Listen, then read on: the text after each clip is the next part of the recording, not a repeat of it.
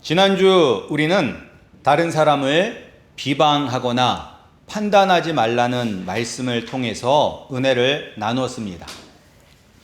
다른 사람을 비방하고 판단하는 사람은 하나님께서 우리에게 주신 율법을 비방하고 그리고 그 율법을 판단하는 재판관이 되는 것이라고 야고보는 이야기합니다. 판단은 우리가 하는 것이 아니라 판단은 하나님께서 하실 것입니다. 예수님이 이 땅에 다시 오시는 마지막 날 모든 사람은 다 예외 없이 하나님 앞에 서서 심판을 받을 것이며 우리를 판단하시는 재판관은 하나님이 되십니다. 우리가 해야 할 일은 남을 비방하는 것이 아니라 하나님이 우리에게 주신 율법, 말씀을 우리의 삶 속에서 지키며 사는 것입니다. 특히 우리가 이 말씀을 소극적으로 지켜서 우리의 이웃을 비방하고 판단하는 것을 그치는 것뿐만 아니라 적극적으로 우리의 이웃을 사랑하는 것이 하나님의 말씀대로 사는 것입니다. 그러나 인간의 본성이 죄악으로 부패하였기 때문에 우리는 너무나 쉽게 다른 사람을 비방하고 판단합니다. 그래서 12절 마지막 부분에도 야고보는 뭐라고 이야기하냐면 너는 누구이기에 이웃을 판단하느냐라고 이야기하고 있습니다. 그런데 어떤 사람들이 이웃을 쉽게 판단할까요? 아마 세상적인 기준으로 다른 사람들보다 여러 면에서 학벌이 좋은 사람, 아니면 사회적 지위가 높은 사람, 아니면 재산이 월등히 많은 사람들이 다른 사람을 판단하기 훨씬 더 쉬울 것입니다. 물론 우리 주위에 보면 아무것도 가진 것도 없는 사람들도 높은 사람, 낮은 사람 가릴 것 없이 판단을 하기도 하지만 보통은 훨씬 많은 것을 가진 사람들이 다른 사람들을 쉽게 판단하고 비방합니다. 예전에 대통령 후보로도 나왔던 사람의 자녀가 국민이 미개하니 국가도 미개하다고 글을 올린 적이 있었습니다. 근데 그의 어머니도 아들의 말이 문제가 없다라고 하였고, 그리고 다른 국회의원들도 틀린 말은 아니다라고 했던 적이 있었습니다. 근데 이때 이 글을 쓴 사람이 이제 고등학생이었었는데, 이렇게 이 학생이 사람을 판단할 수 있었던 것은 그가 재벌집의 아들로 태어났기 때문이죠. 또 다른 고등학생도 함께 공부하는 동급생에게 제주도에서 온 돼지 새끼, 더러우니까 꺼져라, 왜 인간이 밥 먹는 곳에 오냐라는 등등 심한 언어폭력을 행사한 경우가 있었습니다. 그가 그렇게 할 수 있었던 이유는 자기 아버지가 서울대 법대를 졸업하고 서울중앙지검 검사 출신 변호사였기 때문입니다. 이처럼 사람이 다른 사람들보다 권력이나 재산이 월등히 많은 사람들은 쉽게 사람을 판단합니다. 이것은 오늘이나 2000년 전이나 다르지 않습니다. 예루살렘 교회의 기둥 같은 지도자였던 예수님의 동생 야고보는 사람을 함부로 판단해서는 안 된다는 것을 알려주기 위해서 이제 부자들을 예로 들었습니다. 13절 말씀이 바로 부자들에게 하는 말입니다. 우리 13절 말씀을 우리 다시 한번 읽어보겠습니다. 13절 말씀입니다. 시작. 들으라, 너희 중에 말하기를 오늘이나 내일이나 우리가 어떤 도시에 가서 거기서 1년을 머물며 장사하여 이익을 보리라 하는 자들아. 야고보가 지금 이야기하는 사람들은 이 비즈니스를 통해서 부자가 된 사람들입니다. 로마 시대는 신분제 사회입니다. 귀족이 있고 자유민이 있고 노예가 있습니다. 그리고 또한 재산으로도 신분이 나누어집니다. 물론 보통 귀족들은 다 재산이 많은 부자입니다. 이 귀족들은 땅이 있기 때문입니다. 예. 오늘날이나 옛날이나 땅이 최고네요. 예. 그 땅을 소장농들이나 노예들을 시켜서 경작을 하기 때문에 이제 재산을 쉽게 불릴 수가 있는 것입니다. 그리고 또한 그러나 일반 이런 시민들도 부자가 될 수 있는 길이 열려 있었습니다. 이 로마가 정복 전쟁을 통해서 영토가 넓어지자 육로로 그리고 바닷길을 통해 유통, 무역이 발전하게 됩니다. 그래서 이런 비즈니스를 통해서 부자가 된 사람들을 향해 야고보가 이야기하고 있는 것입니다. 우리가 읽은 13절 말씀을 보면 이 부자들은 어떤 부자들일까요? 느낌상 이제 제가 이것을 읽을 때 느꼈던 그 부자는 그냥 부자가 아니라 좀 큰 부자들. 예. 여기 나오는 상인들은 큰 부자이기 때문에 좀 교만한 마음이 있는 사람들. 비즈니스의 적절한 타이밍, 비즈니스에 합당한 장소, 그리고 수익 창출 계획과 노하우를 다 알고 있는 것처럼 보이는 사람들에게 이야기하고 있는 거예요. 야, 돈 벌기 쉽다? 예. 그냥 어디 가서 어떤 항목으로 이런 비즈니스 하면 한 1년 정도 하면 쉽게 돈 벌 수 있어 라고 이야기할 수 있는 그런 부자들에게 이야기하는 것입니다. 자신들이 모든 것을 알고 모든 것을 통제할 수 있으니 당연히 수익을 얻을 것이라고 예상하는 그런 큰 부자들에게 이야기하는 것처럼 보입니다. 이 세상에서도 오늘날도 돈을 버는 사람들은 돈이 보인다고 합니다. 예. 언제 투자를 하고 어디에 투자를 하고 어떤 계획을 세워서 어떻게 실행을 할지 다 보인다고 합니다. 물론 이렇게 철저하게 계획을 세우고 준비를 하는 것은 비즈니스를 하는 사람들에게는 너무나 중요하고 당연한 것입니다. 오히려 이런 계획도 없고 준비도 되지 않아서 망하는 사람들이 많지 않습니까? 그런데 문제는 무엇이냐? 이런 부자들이 이렇게 말하는 곳에 문제가 있는데 그 문제는 무엇이냐? 이 계획 속에는 하나님의 자리가 없다는 것입니다. 하나님께 의지하지 않아도 내가 모든 것을 컨트롤해서 내가 사업에 성공할 수 있다는 자신감으로 가득 차 있는 것이 문제입니다. 이것이 바로 교만입니다. 당당하게 나처럼 하면 누구나 부자가 될 수 있다, 누구나 성공할 수 있다 자랑하는 사람들입니다. 그리고 많은 사람들이 이것이 맞다라고 생각을 합니다. 나도 이 사람들을 따라하면 부자가 성공한 사람이 될 수 있다라고 생각을 합니다. 그래서 인터넷에 들어가면 요새 자기 개발에 관한 영상이 인기가 많다고 합니다. 근데 이 자기 개발이 무엇이냐면 이렇게 하면 부자가 된다는 거예요. 예. 뿐만 아니라 절대 실패하지 않는 성공 공식, 부자 되는 법과 같은 영상이 셀 수도 없이 많습니다.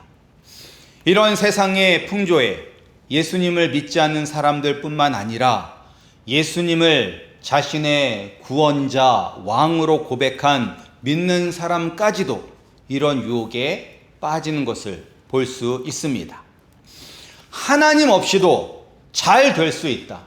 하나님이 없어도 내가 이루고자 하는 일을 이룰 수 있다라는 유혹에 빠지지 않기 위해서 우리는 무엇을 해야 할까요? 먼저 우리는 하나님의 주권을 알아야 합니다. 하나님의 주권은 최고의 권세라는 말입니다. 이는 그 누구의 간섭도 받지 않는 독립된 권세이며 절대적인 권세를 의미합니다. 로마서 11장 36절은 하나님의 주권을 이렇게 말하고 있습니다. 이는 만물이 주에게서 나오고 주로 말미암고 주에게로 돌아감이라. 그에게 영광이 세세에 있을지어다. 아멘. 모든 만물은 하나님께서 창조하신 것입니다. 그리고 모든 만물은 하나님께서 다스리고 계시며 하나님의 뜻 가운데서 움직이며 살아가며 존재하는 것입니다. 우리는 하나님과 상관없이도 내가 계획하고 내가 잘 준비하고 대비하면 하나님 없이도 내 인생을 잘 이끌어 갈 수 있다라고 생각을 합니다. 그러나 시편 127편 1절은 이렇게 이야기합니다. 여호와께서 집을 세우지 아니하시면 세우는 자의 수고가 헛되며 여호와께서 성을 지키지 아니하시면 파수꾼에 깨어 있음이 헛되도다. 우리는 하나님이 우리와 함께 하시지 않으면 아무것도 할 수 없습니다. 하나님의 뜻이 아니라면 그 어떤 것도 할 수 없습니다. 하나님 없이 되는 일은 없습니다. 우리가 하나님 없이도 할 수 있다고 생각하는 것은 우리가 정말로 하나님의 다스림을 벗어나서 내 뜻대로 할 수 있다라고 우리가 착각이 들기도 하지만 그것조차도 하나님께서 허락하셨기 때문에 우리가 할 수 있는 것입니다. 우리가 이것을 알 수 있는 것이 이제 성경에 나옵니다. 근데 성경에 맨 처음 나오는 책이 이제 창세기인데 그 창세기를 보면 야곱이라는 사람이 나옵니다. 그리고 그 야곱에게는 12명의 아들이 있었습니다. 근데 그 12명 중에 11번째 아들이 요셉입니다. 근데 야곱은 요셉을 끔찍히 사랑했습니다. 다른 아이들은 작업복만 입혔는데 요셉에게는 명품 옷을 입혔습니다. 그리고 요셉은 형들이 잘못하면 쪼르르 아버지에게 달려가서 고자질했어요. 그래서 형들은 이 요셉을 싫어했습니다. 그래서 어느 날 형들이 저 멀리서 양을 치고 있을 때 아버지의 심부름으로 이 요셉이 형들을 만나러 갑니다. 근데 이제 평소에도 형들이 이제 요셉을 미워하고 싫어했으니까 우리가 요셉을 죽이자라고 계획을 짭니다. 그러나 같은 형제의 피를 자기 손에 묻히기 싫었던 형들은 요셉을 상인에게 팔아버립니다. 그리고 요셉은 이집트로 끌려가 이집트 왕의 친위 대장 보디발의 종이 됩니다. 그리고 나서 여러 가지 우여곡절이 있습니다. 모함도 당하고 감옥에도 갇히고 그런 여러 가지 우여곡절을 겪은 후 요셉은 이집트의 총리가 됩니다. 그리고 자신을 미워해서 자신을 팔았던 형들을 만나게 됩니다. 형들이 얼마나 두려웠을까요? 맨 처음엔 몰랐어요. 이집트 총리가 자기가 팔았던 요셉이라는 것을 몰랐어요. 그런데 이제 나중에 알게 됐잖아요. 요셉이 얼마나 우리를 미워했을까? 요셉이 우리를 죽이는 것은 아닐까라고 두려워했었어요. 근데 그때 요셉이 무엇이라고 이야기했냐면 당신들이 나를 이곳에 팔았다고 해서 근심하지 마소서. 한탄하지 마소서. 하나님이 생명을 구원하시려고 나를 당신들보다 먼저 보내셨나이다 라고 형들에게 이야기합니다. 근데 이때가 이제 7년 큰 흉년이 들 때였었습니다. 그래서 세상의 모든 그 양식이 다 씨가 마르고 오직 이집트에만 양식이 있었을 때예요. 근데 이때 요셉이 애굽의 총리가 됨으로 말미암아 가나안 땅에 있던 자기의 아버지와 자기의 형제들을 다 이집트로 불러들여서 이집트로 들어갈 때 70명이었던 그 인구가 나중에 장정만 60만 명, 어린아이들과 노인과 여자까지 포함하면 250만에서 300만 명이나 되는 그런 어마어마한 민족이 되어서 나올 수 있었던 것이 바로 이 요셉이 애굽의 이집트의 종으로 팔려갔기 때문입니다. 그러니까 이 모든 것들이 다 누구의 계획 가운데 있는 것이다? 하나님의 계획 가운데 있는 것이다 라고 요셉은 고백하고 있는 것입니다. 형들이 자신을 판 것은 하나님의 계획 가운데 있는 일입니다. 우리를 구원하기 위해서 하나님께서 나를 이집트에 보낸 것이라고 요셉은 하나님의 절대 주권을 이야기합니다. 우리가 하나님의 손을 피해서 할 수 있는 것은 없습니다.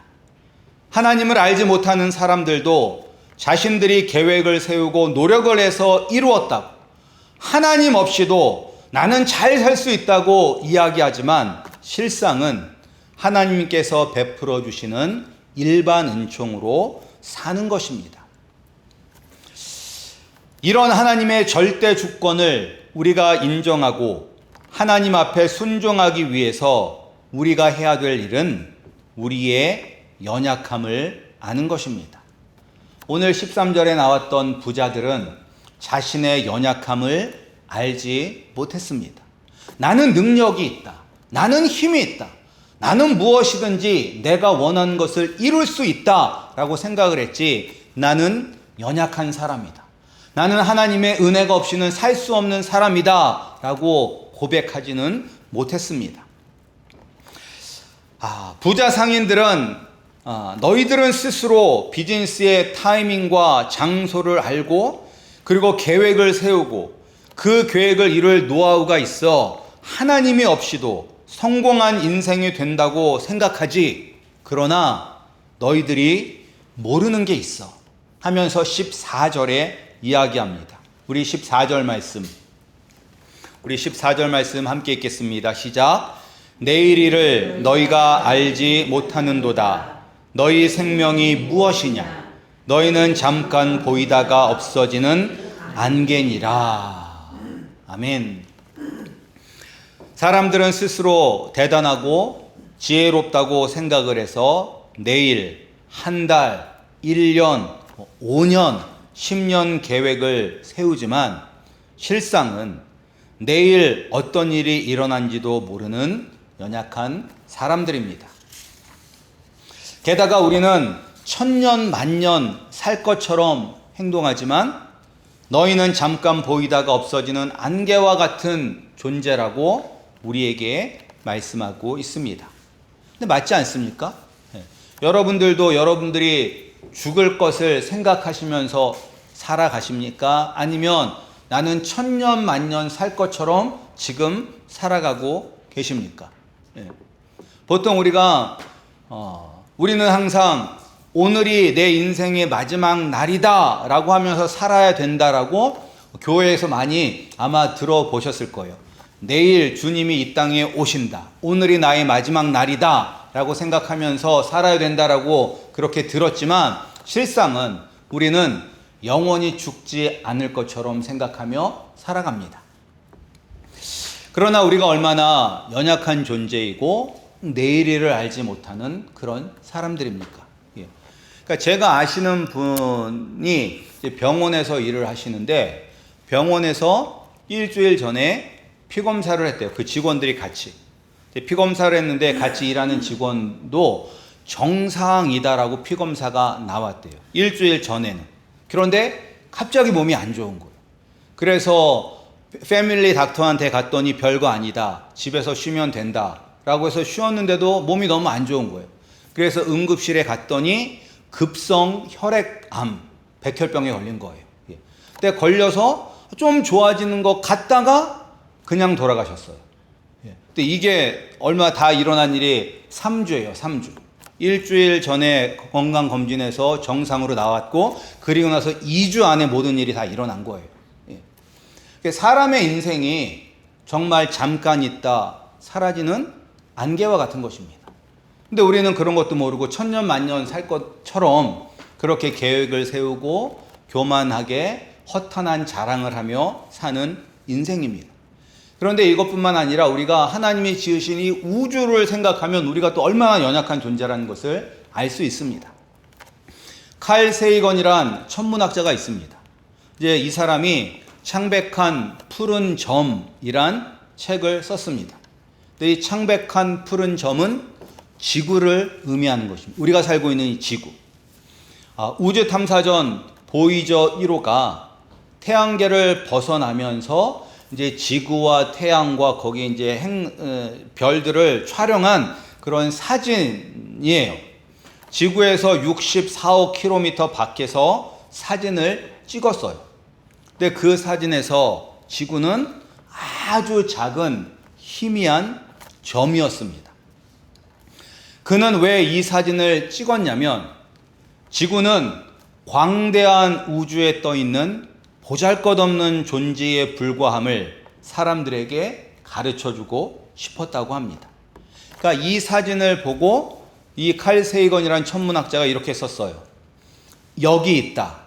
여기가 우리의 고향이다. 이곳이 우리다.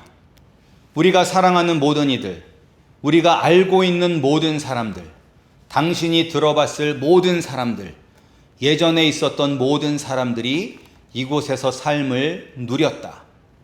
그 모든 사람들이 여기 태양빛 속에 부유하는 먼지의 티끌 위에서 살았던 것이다. 지구는 우주라는 광활한 곳에 있는 너무나 작은 무대이다. 우리가 사는 이곳은 암흑 속 외로운 얼룩일 뿐이다. 우리의 작은 세계를 찍은 이 사진보다 우리의 오만함을 쉽게 보여주는 것이 존재할까라고 이 사람이 썼습니다. 그러니까 하나님이 만드신 이 온 우주에서, 그러니까 이 희미한 푸른 점, 이 창백한 푸른 점은 태양계를 벗어나기 전에 찍은 거예요. 그러니까 아주 조그만 점이라도 나오죠. 그런데 이제 이 태양계는 이 전체 우주에서 그런 조그만 점에 불과한 그런 크기거든요. 그러니까 이 하나님이 이 만드신 전 우주에서 이 지구라는 존재는 눈 씻고 찾아봐도 볼 수 없는 그런 곳이고, 그런 곳에 우리가 살아가고 있는 것이고, 그렇게 하찮은 우리가 네가 잘났다 내가 잘났다 하면서 매일같이 아둥바둥하며 살아가고 있는 것입니다. 하나님이 지으신 그 우주 속에서 우리는 너무나 보잘것없고 연약한 존재인데, 우리는 천년 만년 살 것처럼 생각하고, 내가 남들보다 조금 더 나면 나보다 못한 사람들을 우습게 여기고 비방하고 깔보는 것이 바로 우리들입니다. 네, 이 천문학자는 유대인이에요. 유대인이지만 우리가 믿는 하나님을 믿지는 않는 분입니다. 그럼에도 그는 우리가 얼마나 연약한 존재인지를 잘 알고 있었습니다. 우리는 연약한 존재입니다. 그러나 이것을 깨닫지 못하게 하는 것이 바로 사단 마귀의 유혹입니다. 그래서 우리가 연약함에도, 우리가 보잘것없음에도 불구하고 허탄한 자랑을 하며 사는 것입니다. 따라서 우리는 우리의 연약함을 알아야 합니다. 그리고 그 연약함이 우리의 자랑이 되어야 합니다. 사도 바울은 이렇게 고백합니다. 내가 부득불 자랑할진대 나의 약한 것을 자랑하리라. 그리고 또 그는 이야기합니다. 나에게 이르시기를 내 은혜가 내게 족하도다. 이는 내 능력이 약한 데서 온전하여 짐이라 하신지라.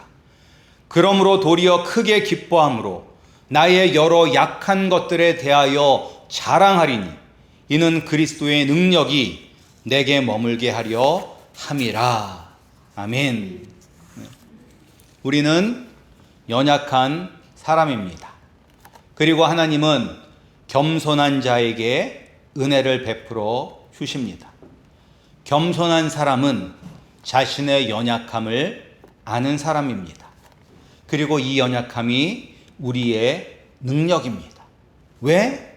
나와 함께 하시는 예수님이 강하시고 크고 위대하신 분이시기 때문입니다.